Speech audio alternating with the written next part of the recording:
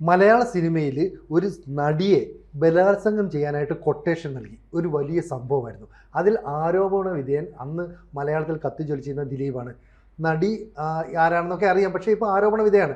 ഇപ്പോൾ 2017 ഫെബ്രുവരി 7 17 മറ്റോ ഈ സംഭവം നടക്കുന്നത്. ഏതാണ്ട് 8 വർഷം കഴിഞ്ഞു. ഇപ്പോൾ വിചാരണ നടപടികളെല്ലാം പൂർത്തിയായി. ഡിസംബർ 8 കോടതി അന്തിമ വിധി പുറപ്പെടുവിക്കും. ഏതാണ്ട് 261 പേരെ വിസ്തരിച്ചുവെന്നാണ് പുറത്തു വരുന്ന വിവരങ്ങൾ. എന്തായാലും ഇതുമായി ബന്ധപ്പെട്ട് വലിയ വിവാദങ്ങളുണ്ടായി. അമ്മ എന്ന് പറയുന്ന സംഘടന ആർക്കൊപ്പം നിൽക്കണം എന്നത് സംബന്ധിച്ച് വലിയ തർക്കങ്ങളുണ്ടായി. കുറേ പേർ ദിലീപിനൊപ്പം നിൽക്കുന്നു, കുറേ പേർ ഈ പറയുന്ന പരാതിക്കാർക്കൊപ്പം നിൽക്കുന്നു. പിന്നീട് WCC എന്ന് പറയുന്ന സ്ത്രീകളുടെ ഒരു സംഘടന രൂപം കൊള്ളുന്നു.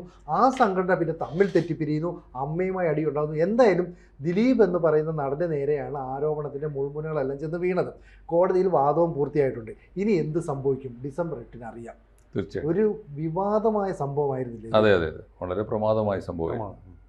ഈ ദിലീപ് ഈ സംഭവം നടിയെ ആക്രമിക്കപ്പെട്ടതെന്നും പറഞ്ഞാൽ പോരാ.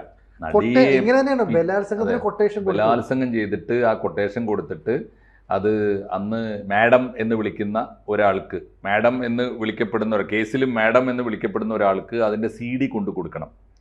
CD ഈ വണ്ടിയിലിട്ട് ബലാത്സംഗം ചെയ്യാൻ വല്ല കാരണവശാലും സമ്മതിച്ചില്ലെങ്കിൽ ഇവരെ ബലമായി പിടിച്ചുകൊണ്ടുപോയി ഏതോ ഒരു റൂമിൽ കൊണ്ടുപോയിട്ടിട്ട് മയക്കുമരുന്ന് വെച്ചിട്ട് വീണ്ടും പീഡിപ്പിച്ചിട്ട് ഇവരെ ആക്രമിച്ചിട്ട്, ഇതൊക്കെയാണ് എനിക്ക് തോന്നുന്നു ഈ കേസിനോടുകൂടി ഈ നടിയെ ആക്രമിച്ച കേസോടുകൂടിയാണ് മലയാള സിനിമ ചോദ്യം ചെയ്യപ്പെട്ടത്.